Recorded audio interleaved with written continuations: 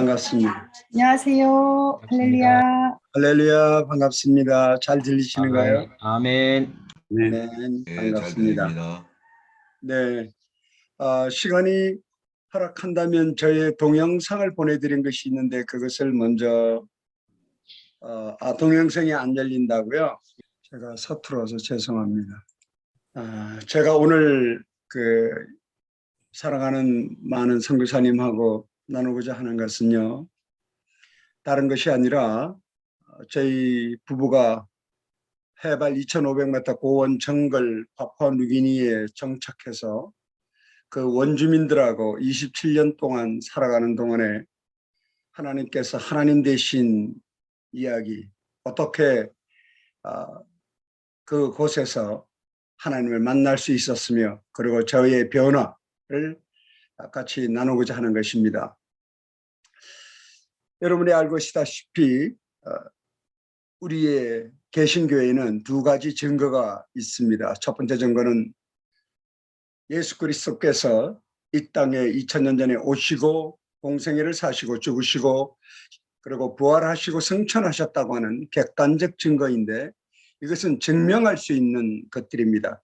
그러나 또 다른 것은 주관적 증거가 있는데, 이 주관적 증거는 증거할 수 없다는 단점을 가지고 있지만, 바로 그 주관적 증거 때문에 우리 개신교가 종교가 아니라는 것을 증거하는 것이기도 합니다. 지금 선교사님들이 다 경험하고 계신 그 삶 속에 살아계신 하나님, 그리고 우리 안에 내재 계신 성령님, 그 삼위일체 하나님이 행하심으로 인해서 우리의 변화가 일어나고, 우리의 인격의 변화와 우리의 양심의 변화가 일어나서 변화된 그 인격으로 주의 일을, 그때 가서야 주의 일을 감당할 수 있다는 것을 알게 해 주셨습니다. 그래서 오늘 나누고자 하는 주제의 말씀은 골로새서 1장 24절의 말씀인데요.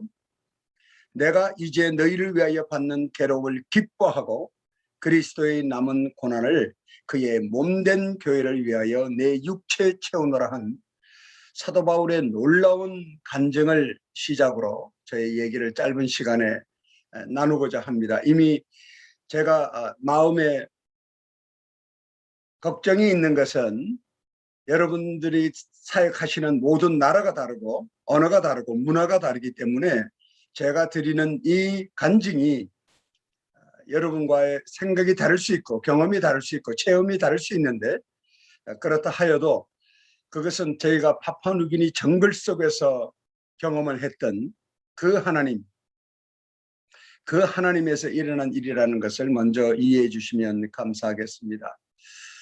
저희 부부는 지금으로부터 27년 1992년에 도전을 받고 파푸아뉴기니를 가게 되었습니다. 근데 그 파푸아뉴기니 저희들이 갈 때 파푸아뉴기니에 저는 NTM 소속이고, 그 NTM 소속으로 파푸아뉴기니를 들어갈 때 그 원주민들은 저희들을 하얀 사람이라고 불렀습니다. 왜냐하면 이전에 저희와 같은 사람을 만나본 적이 없던 원주민입니다. 그리고 부족 사람들이 도시에 나와서 도시 사람을 만나본 적도 없는, 그리고 그들은 철자가 없기 때문에 기록 문화가 전혀 없어서 외부의 문화하고도 소통이 어렵고, 그리고 그들이 어떤 이름 석자도 자기네들의 고유의 알파벳을 갖고 있지 않기 때문에 기록할 수 없는, 저의 표현이 이거였습니다. 뭐냐 하면 분명 모양은 사람인데 마치 동물적 근성을 가지고 살아가는 사람이다 하는 것을 하나님이 알게 하셨어요. 그래서 그것이 저에게 어떠한 유익이 되었냐면,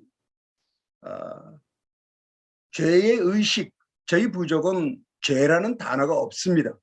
죄라는 단어가 없는데, 죄라는 단어가 없다는 그들의 삶을 문화 분석을 통해서 알게 된 것이, 그들은 모양은 사람인데 삶은 동물적 근성, 즉 다시 말하면 제약된 본능 속에 충실하게 살아가는 사람들이라는 것을 발견할 수 있었어요. 그래서 윤리도 없고 도덕도 없고 법도 없고 추장에 정해진 룰 속에서 그냥 추장이 주장하는 대로 말을 듣지 않으면 그대로 뱀을 던져서 죽이거나, 무당도 그렇게 사람을 죽이고, 그리고 서로 싸우면 활로 쏴서 전쟁에서 죽이고, 언제나 죽음의 공포 속에 있다는 사실을 발견하게 되었습니다. 그래서 우리 부부가 가장 큰 은혜라고 말하는 것은, 저는 그래도 도시에서 뭔가를, 도시 문화를 경험하고 죽음이 뭐라는 것을 알고 들어가서 선교사를 하는 줄 알았는데, 그것은 저희의 관념 속에 있는 지식일 뿐, 그렇게 죽음의 공포를 삶으로 느끼는 사람하고 저의 차이는 너무나 큰 차이였습니다. 그 차이가 무엇이냐면, 부족 사람들은 타락했다고 하는 죄성의 문제가 있는 것이 아니라 가장 중요한 것이 죄의 의식이 없다는 것이고, 두 번째는 그들은 본능적으로 행동하는데 그것이 자기가 어떤 행동을 한다는 걸 인식하지 않은 죄의식이 전혀 없어요. 그래서 또 죽음의 공포 속에 있다는 것을 알게 되었습니다.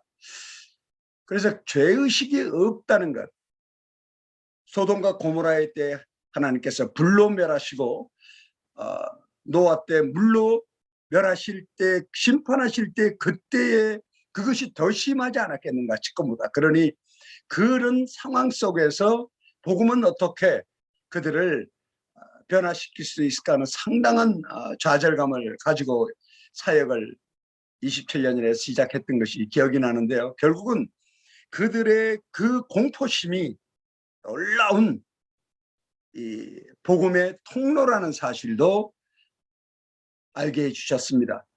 그래서 거기서 알게 된 최고의 축복이라면, 제 안에 있는 그들 속에 있는 존재하는 그 본능적 죄성이 저에게도 그대로 있다는 사실을 알게 해줬고, 그러면서 어느 날 묵상하는데 하나님께서 저에게 이렇게 이야기하시는 것 같아요. 저희 부족 형제를 보고는 이렇게 말씀하시기를, 제 마음에 그런 일이 일어났다는 거죠. 얘기하시는 것 같은데, 뭐냐면 너희들은 참 죄인 같구나. 왜?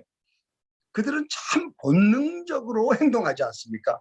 본능의 죄성 그대로 행동합니다. 간음하고, 하고 싶은 간음하고, 여자를 갖다가 돼지만 있으면 3마리 주고 얼마든지 10명까지 사요. 많은 사람들이 그렇게 살고, 죽이고, 아내를 갖다가 불태워 죽이고 칼로 찔러 죽이고, 그렇게 해도 경찰 하나 오지 않는 그런 삶 속에서 살아가는 사람들입니다. 그런데 저를 보고 하나님이 이렇게 말씀하시는 것 같아요. 뭐라고 말씀하시는 것 같냐면, 너는 참 불쌍하구나. 왜? 저에게도 부족 형제 그와 같은 죄성의 본능이 저에게 있음에도 불구하고 저는 내 본능대로도 행동하지 못하는, 왜냐하면 겹겹이 끼어입은 가증스러운 지식과 저의 그 모든 죄성들이, 도시에서 갖고 있던 체면과 모든 것들이 저를 겹겹이 옷을 입고 있는, 본능대로도 행동하지 못하는, 그리고 제 스스로가 선교사로서의 정체성을 라고 하는 그 심각한 문제도 한 번쯤 깊게 고려해 보지 않는, 그냥 훈련되어졌고, 저희는 훈련이 7년입니다. 7년의 훈련이 되어지고 6년간, 4년간 훈련하고 정글에 와서 모든 언어가 끝나는 동안에, 공용어가 끝나는 동안에 7년이라는 시간이 지어지는데, 그 이후에 또 부족에 들어가서 15년 동안 그 부족 사람의 언어를, 글자를 만들고, 그리고 그들의 문화를 분석하고, 그리고 성경을 번역해서 그 성경 번역한 걸 가지고 또 제자 훈련하는 책을 별도로 만들어서 그 책으로 그들을 가르치고 절치 플랜팅을 하고 거기에 제자 훈련을 시키는 그 일을 하는 사역을 감당하고 있지만, 내가 할 수 없다는 것을 알게 해주셨어요. 그래서 그들의 문화 속에서 발견한 것이 I'm a hopeless sinner, 내가 소망이 없는 죄인이라는 사실을 고백하지 않으면 안 되는 고백에 이르게 되었습니다. 그러면서 이 사도 바울의 골로새서 1장 24절의 말씀을 만났을 때 놀랍게도 사도 바울이 괴로움을 기뻐한다고 얘기합니다. 이 괴로움을 기뻐한다고 하는 것은 어떻게 보면 우리 죄인이, 본능 속에 갖고 있는 우리 죄인이 결코 고백할 수 있는 것이 아닙니다. 사도 바울이 아무리 묵상을 해봐도 사도 바울이 신념과 신앙을 모르겠습니까? 로마서를 쓴 사도 바울이 믿음과 종교의식을 모르겠습니까? 그가 의지와 신념으로 한 얘기가 아니라는 것을 쉽게 발견할 수 있습니다. 괴로움을 기뻐한다. 그것뿐만 아니라 고린도후서 12장 10절에 보면 악한 것들과 능욕과 궁핍과 핍박과 곤란을 기뻐한다고 말합니다. 도대체 세상의 가치관하고는 전혀 다른 고백이 이 모든 성경 안에 서신서 속에 깔려 있다는 사실을 쉽게 발견할 수 있습니다. 왜 그가 그런 고백을 할 수 있었을까? 결국은 변화가 있어야만이 그 살아계신 말씀, 로고스의 말씀이 우리를 통하여 레마가 되어야 그 안에서 영적 열매가 맺혀진다는 사실을 사도 바울은 고백하고 있다고 저는 확신을 갖게 되었습니다. 그러면서 부족 형제들에게 복음을 전하게 되었는데 첫 번째 거기서 알게 된 것이 뭐냐면 저는 그랬습니다. 하나님의 캐릭터를 가르칠 수 없다는 것을 알게 해주셨습니다. 왜냐하면 한 번은 제가 과거의 학생 시절의 얘기이기도 하지만 제일 첫 번째 저의 질문이 해와 달과 별을 만드신 하나님, 창조주 하나님을 믿느냐고 부목사님에게 제가 여쭤본 적이 있습니다. 근데 목사님이 안타깝게도 그때는 믿습니다 시대였기 때문에 저에게 다른 얘기는 안 하시고 꿀밤을 때리면서 그냥 믿습니다 하면 나중에 다 믿어질 거야. 그렇게 저에게 얘기하셨어요. 제가 지금 영상을 보고 믿으실지 모르지만 한국 나이로 72살이거든요. 그런 시대를 살았습니다. 그 이후에 제가 선교사가 되었어도 가장 확신을 갖지 못했던 것은 과학책이나 모든 책들을 서적을 보면서도 하나님이 창조주 하나님을 관한 저의 전 인격적인 동의가 일어나지 않았던 때였습니다. 그런데 하나님은 창조주라는 창세기 1장 1절을 가르친다고 하는 것이 얼마나 교만이라는 사실을 제가 관념 속에 가지고 있던 지식으로 전할 수 없음을 저에게 알게 해주셨습니다. 그리고 두 번째 가르칠 수 없는 것이 그냥 가르칠 수 없는 것이 뭐냐면 십계명인데 십계명을 지식에 두고 저는 다 가르칠 수 있다고 준비하고 가르쳤습니다. 그리고 제가 통역을 갖고 타는 것도 아니고 제가 부족말로 직접 가르쳤습니다. 충분히 의사가 소통된다고 생각하고 첫 번째 시도하였을 때 두려움과 어려움이 닥쳐온 것이 뭐냐면 십계명 또한 한 계명 한 계명 제 자신이 그 계명을 가지고 묵상하고 통해자복하고 난 이후야 그렇게 십계명을 한 절 한 절 소개할 수 있었다는 것입니다. 그래서 성경 속에 공포되어진 말씀은 저도 그냥 공포합니다. 그냥 거기에 설명을 달 수가 없어요.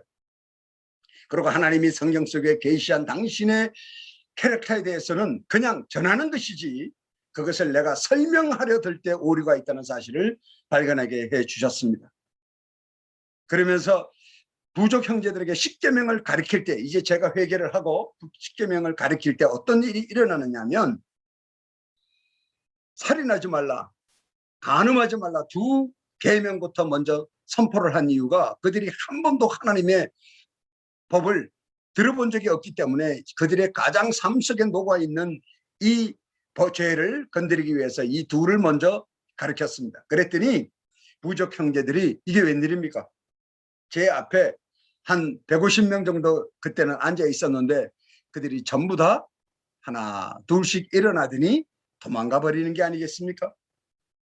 어떤 청년은 떠나지 않고 저희 집에 저녁에 와서 하는 말이 너는 왜 가지 않느냐 했더니 하나님 아들하고 있으면 안 무서울 것 같아서 오늘은 당신 집에서 자겠다는 거죠. 그러면 제가 깊은 딜레마에 빠졌습니다. 왜? 십계명을 가르칠 수 있다고 생각한 나는 이 십계명이 은혜가 되지 않는데 은혜가 되지 않는다는 말은 전혀 저의 죄성을 십계명의 본질적 의미가 일어나지 않는데 왜 부족 형제들에게는 죄라는 단어도 없고 죄라는 의식도 없는 그들에게는 십계명이 되느냐?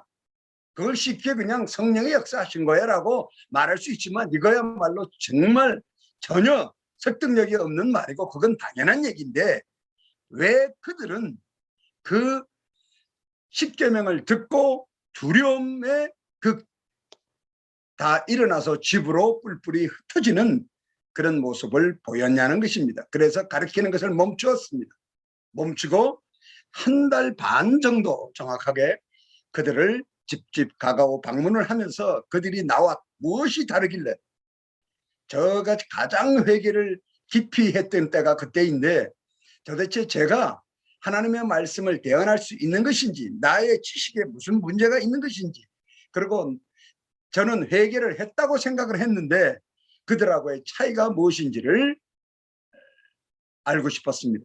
그러니까 한 달 반 지난 다음에 저하고의 차이를 알게 된 것이 무엇이냐면 가장 큰 차이가 아마 지금도 생각하면 그것이 차이라고 생각하는데 그들은 죽음의 공포에 대한 근본적인 두려움을 알고 있다는 것입니다. 그런데 저는 죽음의 공포를 느껴본 적이 없어요. 살아가면서. 그리고 죽는 것은 다른 사람이 사고 나서 죽는 사람은 자기가 실수해서 죽는 거고 병 걸린 사람은 나약해서 죽는 거고 연세 많아 돌아가시는 분은 그냥 때가 돼서 돌아가시는 거고 나도 그때는 나도 죽을 거지라고 하는 미래에 다가오는 것을 막연하게 관념 속에 가지고 있었을 뿐 그것이 삶 속에서 끊임없이 우리 공포를 느껴보지 못했다는 사실을 발견하게 되었는데 우리 부족 형제들은 24시간 죽음의 공포 속에 있습니다. 지금도. 그들이 갖는 그런데 왜 그들이 느꼈냐면 제가 아담과 하와를 가르칠 때 바로 하나님의 말씀하시기를 나는 죄를 싫어하며 그 죄인은 정령 죽으리라는 말씀을 그들이 기억하고 있었던 것이에요. 그래서 그 하나님의 말씀을 그들이 알므로 인해서 그들이 그동안의 모든 삶을 하나님의 말씀을 어긴 삶이라는 것을 스스로 시인할 수 있게 되었다는 것입니다. 나중에 그 얘기하는 거예요. 왜 도망갔느냐니까 하나님이 우리를 심판하시고 우리가 죽게 된다는 거예요. 그러니까 죽음의 의미를 그들은 분명히 저보다도 더 깊게 그 의미를 알기 때문에 하나님의 말씀하신 것에 대한 분명한 뜻을 삶 속에서 심령 속에서 그들이 알게 되었던 것입니다. 그래서 그들이 두려웠다는 것이에요.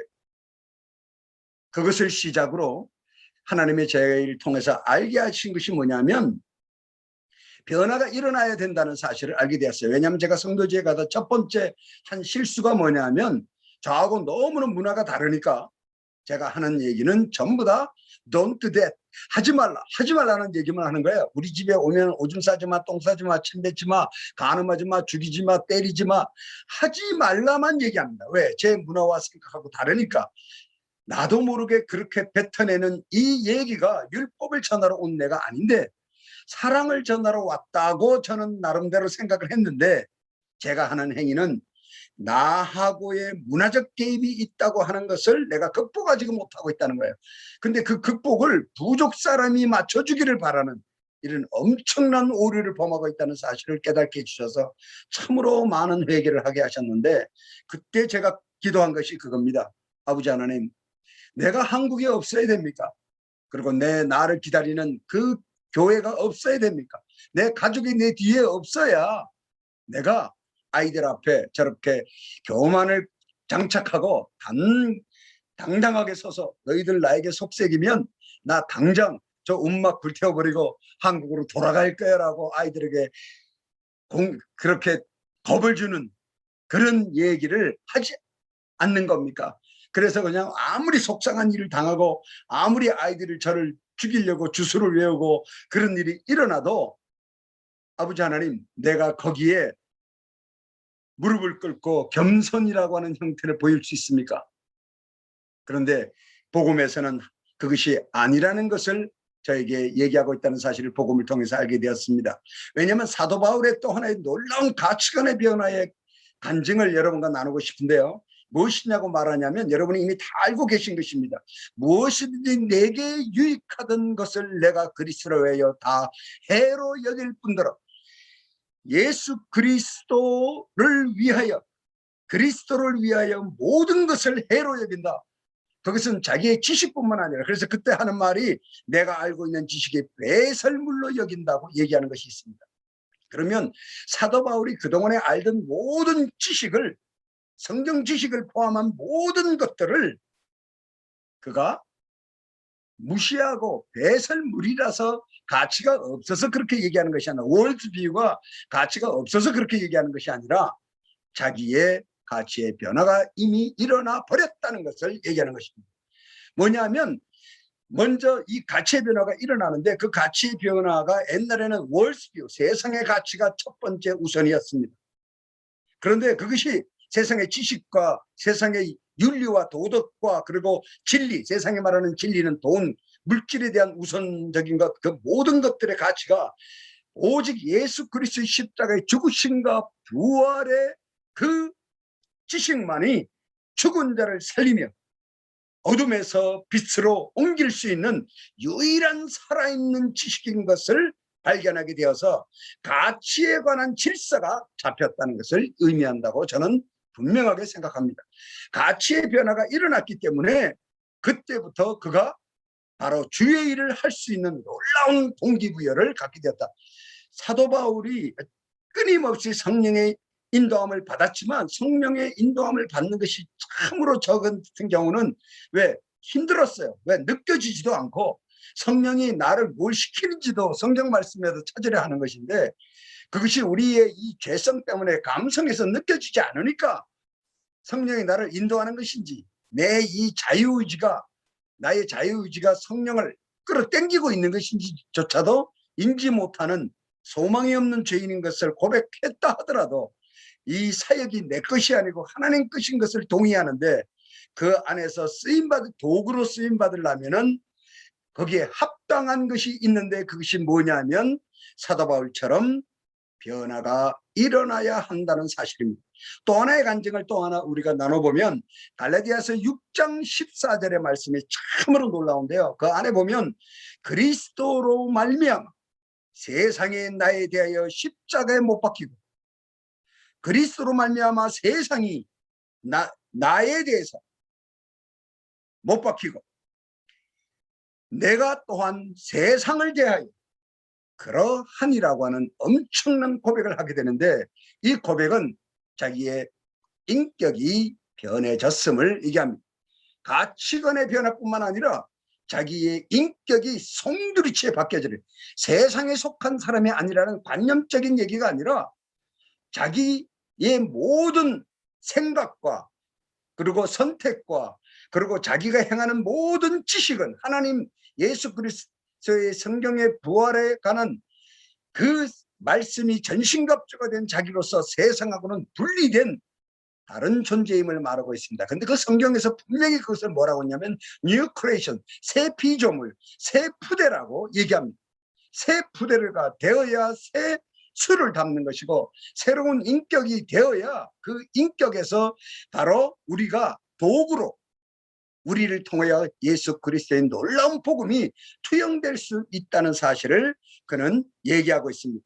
그리고 로마서 10장 9절에도 보면, 전에 법을 깨닫지 못할 때는 내가 살아있더니, 율법을, 하나님의, 저는 이것을 법이라고 하니까 율법만 얘기하는 것이 아니라 그때는 신약이 없었으니까 사도 바울 때는 자기가 편지를 쓰기 전이기도 했겠죠. 근데 로마서를 쓸 때는 써놓은 것도 있었지만 성경으로 아직은 정하지 않았으니까 그가 알고 있던 그 구약의 모든 말씀을 깨달지 못할 때는 구약에서의 그 십자가 사건, 구속사적인 그 사건, 그 예수 그리스도의 십자가 사건이 바로 구약에 다 존재하고 있다는 사실을 알지 못할 때는 나의 자아가 살아있었다는 겁니다.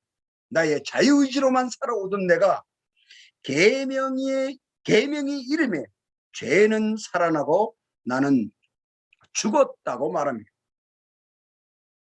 사랑하는 동료 여러분, 여러분과 저는 예수 그리스도와 함께 십자가에 못 박혔으며 함께 무덤에 묻혔으며, 그리고 예수 그리스도와 함께 부활한 자들입니다. 지금 여러분이 각 선교지에서 겪고 있는 그 세상은 바로 이미 예수 그리스도가 십자가에서 이겨낸 승리자의 삶을 여러분이 선포하고 나가는 것입니다. 그것이 우리의 정체성입니다. 선교사의 정체성입니다. 우리의 의지와 신념과, 그리고 그것이 일이 아닙니다. 선교는 일이 아니라는 걸 알게 하셨는데, 일이 아니라 무엇이냐면 바로 그리스도인의 삶입니다. 복음을 전하고 선교를 한다고 하는 환경이 문제가 아니라, 환경은 도시에서 말씀을 전해도 어려운 것이요, 아주 오지에 계시고 피지컬하게 고생을 많이 해도 그것은 중요치 않습니다. 그래서 제가 감히 이런 말을 하는데, 선교사의 고난과 슬픔과 눈물 속에는 복음이 없다. 은혜가 존재하지 않는다. 어디에 은혜가 있느냐면, 어느 곳에 있든 복음을 전하려 할 때 사단의 방해가 있고, 그리고 거기에서 고난 속에서 만난 하나님, 그 예수 그리스도께서 행하신 것에 은혜가 있다.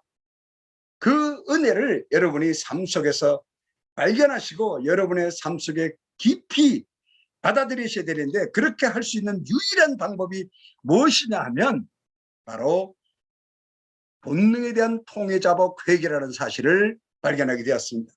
그래서 부족에서 저희 부부가 가장 많은 시간을 할애하는 것이 성경을 읽고 묵상을 합니다. 성경을 읽고 묵상을 한다고 하니까 요번에 제가 한국 와서 오래 있게 되니까 그런 질문을 받습니다. 그러니까 묵상 그랬더니 큐티라고 자꾸 얘기하는데요. 예, 그것도 뭐 괜찮아. 영어로 얘기하시니까 큐티인데, 그 큐티에서 한 단어가 제가 지금 드리는 말씀에 동의가 일어나지 않아도 괜찮습니다. 저는 그 말씀이 혹시나 높아심에 혹시 우리 동료이신 선교사님이나 아니면 성도님들도 거기에 대해서 혹시 잘못 이해를 하고 계시지 않겠나 하는 높아심의 말씀을 드리는데, 큐티에 보면 가장 중요한 단어가 무엇이라고 자꾸 주장을 하시냐면 적용을 한다고 말합니다.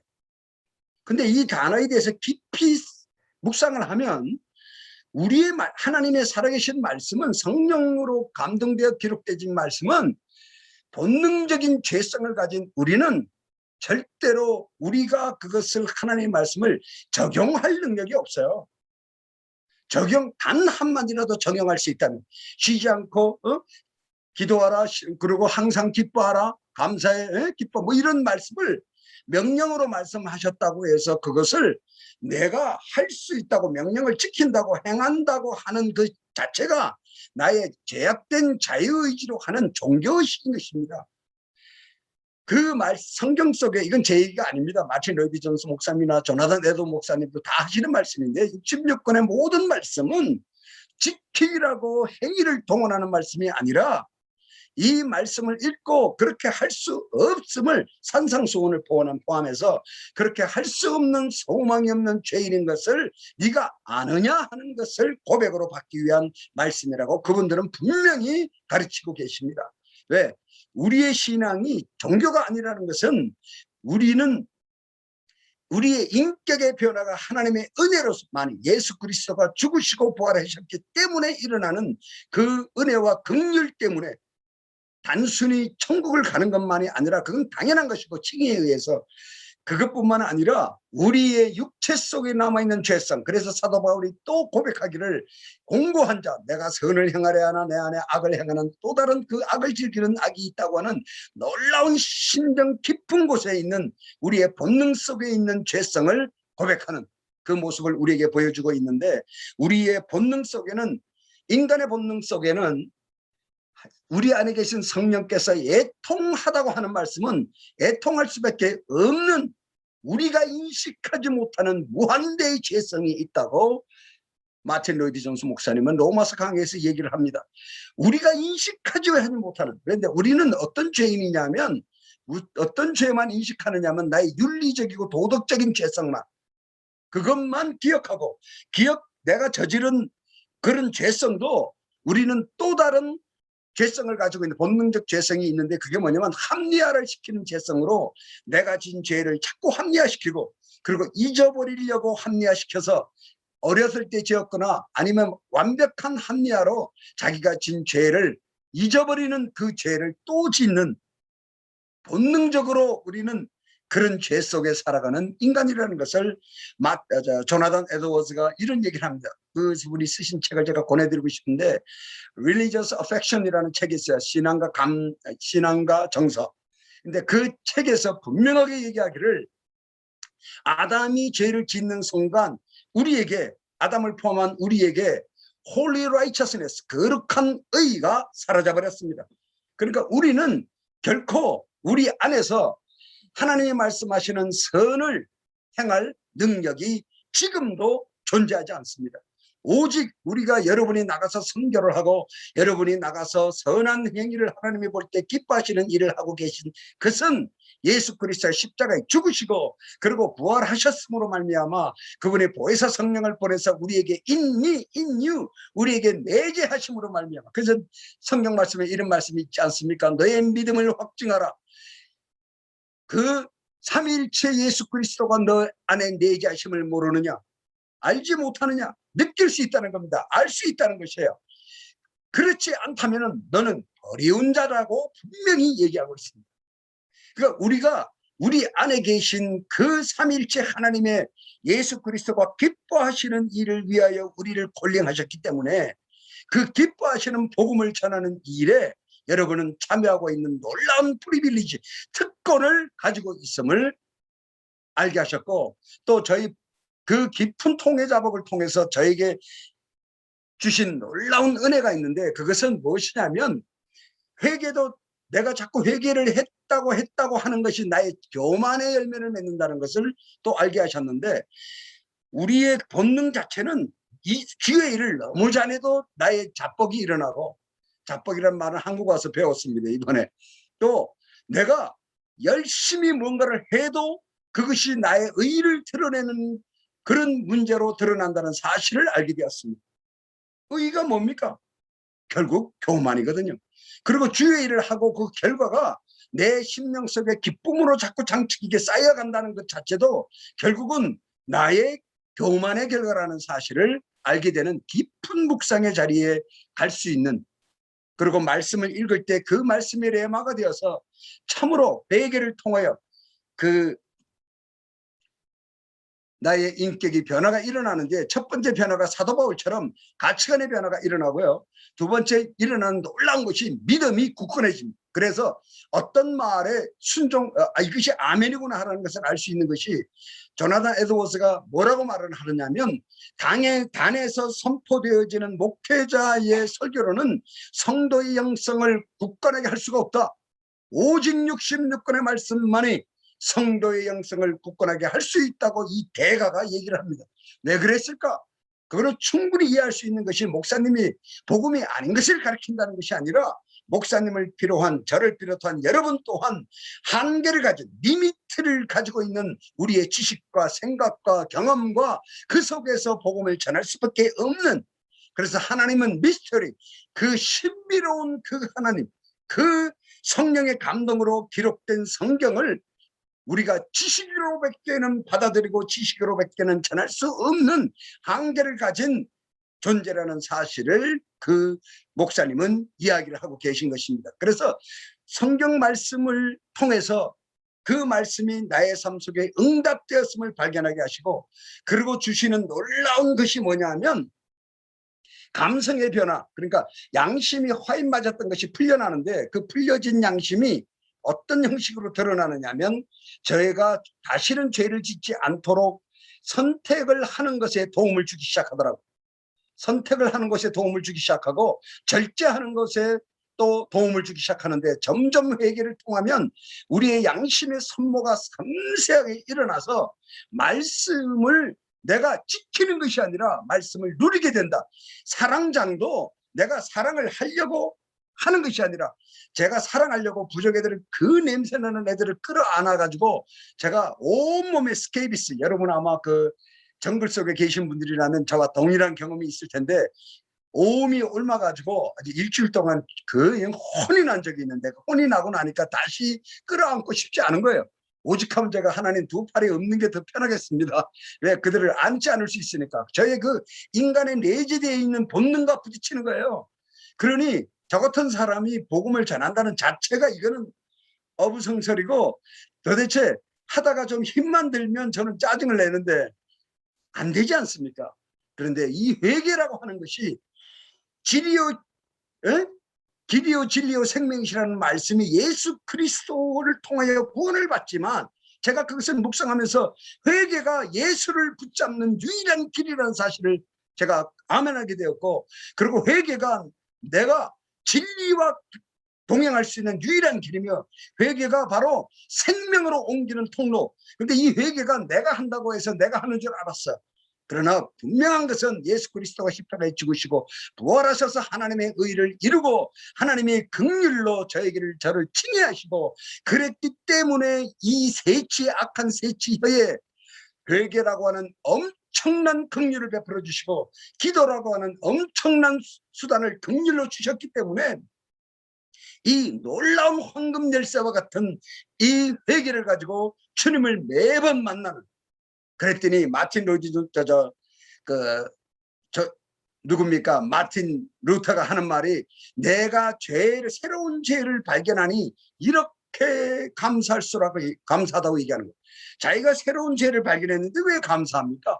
하시는 말씀이, 내가 새로 발견한 이 죄성을 가지고 십자가 앞에 가서 예수 그리스도를 만나는 통로가 되었다고 말하는 것입니다.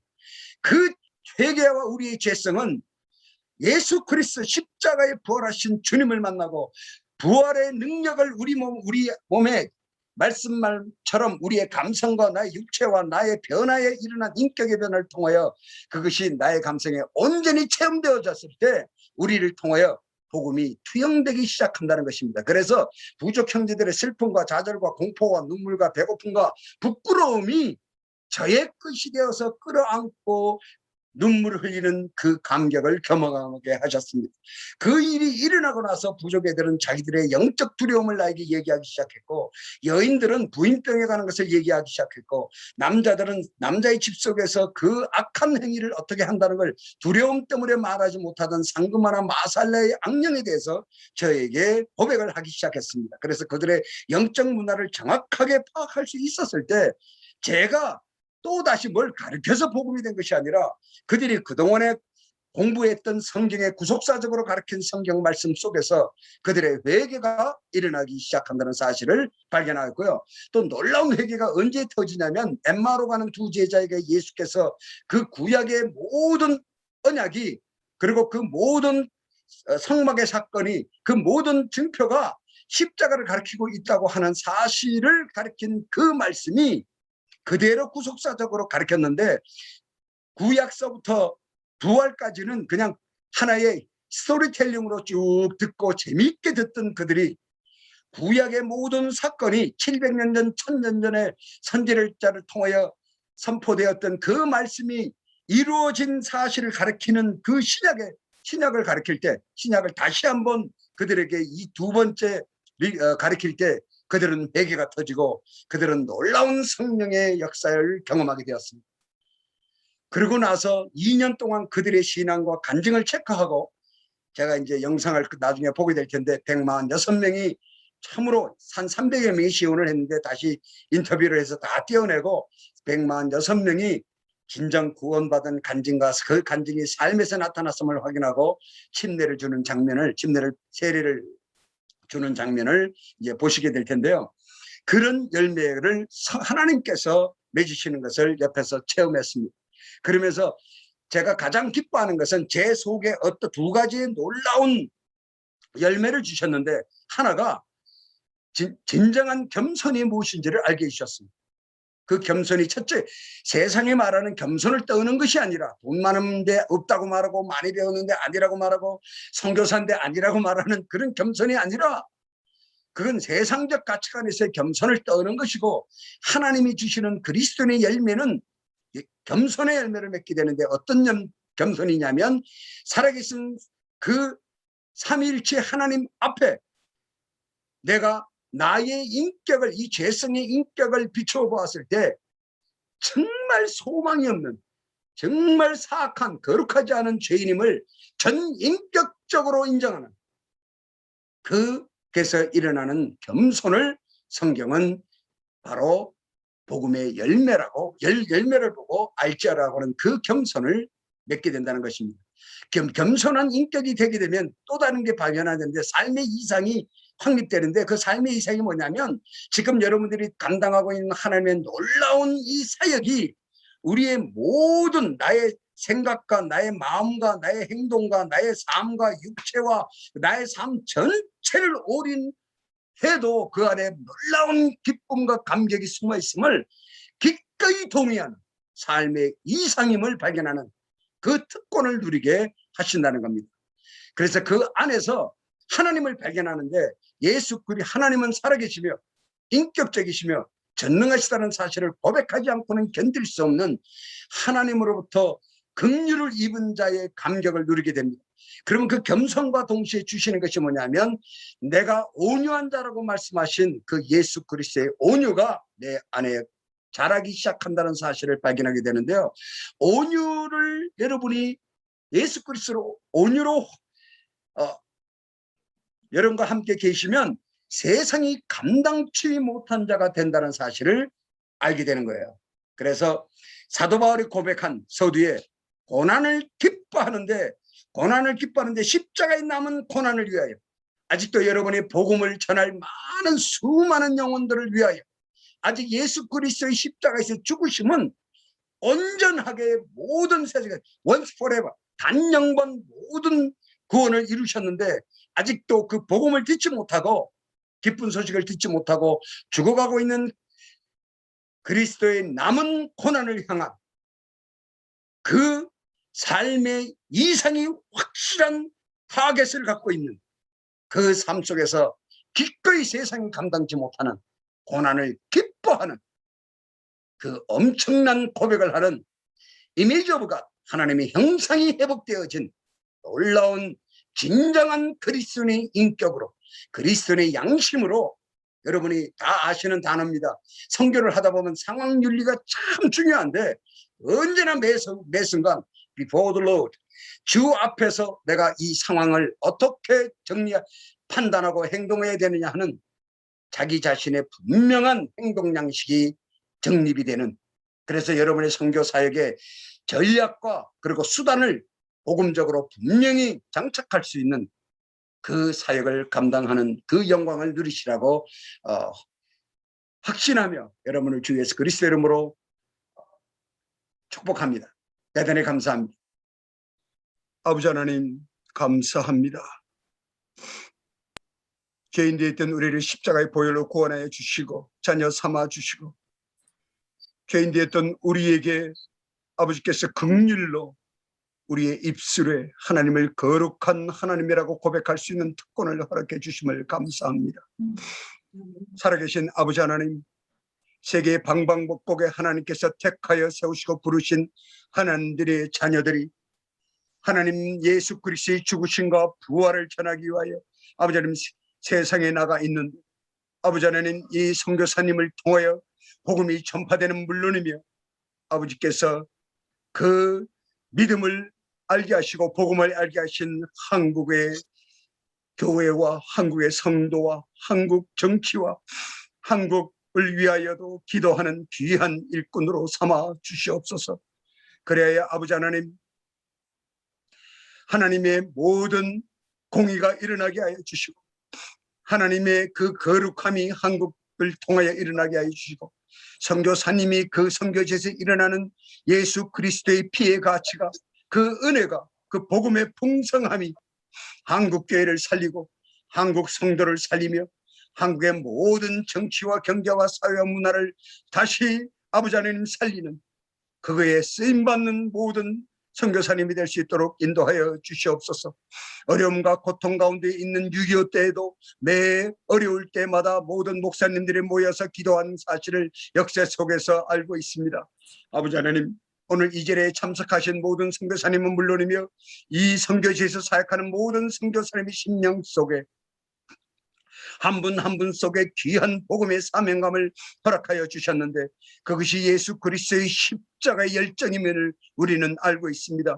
아버지 하나님, 믿음 안에서 허락하신 이 복음의 열정을, 아버지 하나님 그 복음의 열매들을 이제는 우리 한국을 살려서 이 한국을 통하여 세계 선교를 하고자 하는 사단의 전략을 아버지 하나님 무너뜨릴 수 있는 귀한 선교사님 될 수 있도록 인도하시고 역사하여 주시옵소서.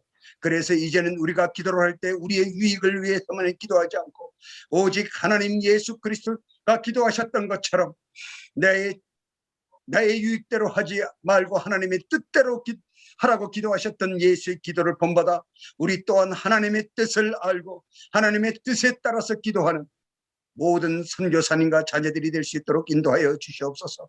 아버지는 선교사의 지혜에서 겪고 있는 그 어려움과 고통과 슬픔과 좌절과 아버지는 육체의 나약함을 아버지께서 지켜주시고 아버지만이 우리의 병을 치료하실 수 있는 전능하신 분이시니 우리의 창조주신 주님께서 고통 가운데 있는 모든 질병 가운데 있는 모든 MK는 물론이며 선교사님들을 강건하게 하사 복음 안에서 굳건한 믿음으로 회개를 통하여 주님을 만나는 감격을 이루게 하사 진정 하나님 안에서 그리고 예수 그리스도의 십자가의 보혈의 가치를 세우는 그 사역 안에서 하나님은 살아계시다고 하나님은 하나님이시라고 고백하지 않고는 견딜 수 없는 역동적인 간증의 삶을 살아갈 수 있도록 인도하고 역사하여 주시옵소서. 지금은 우리 주 예수 그리스도의 은혜와 독생자 예수 그리스도를 보내주신 무한하신 하나님의 사랑과 날마다 우리를 보호 인도하시는 성령님의 내재 교통하시니 이 시간 한 믿음 안에 한 성령 안에 한 예수 안에 한 하나님 안에 가족이 된 영적 모든 주님의 일꾼들의 머리머리 위에 그리고 그 가족과 자녀들과 그리고 부탁받은 이 사역 위에 영원토록 함께 하시기를 축원하옵나이다. 아멘.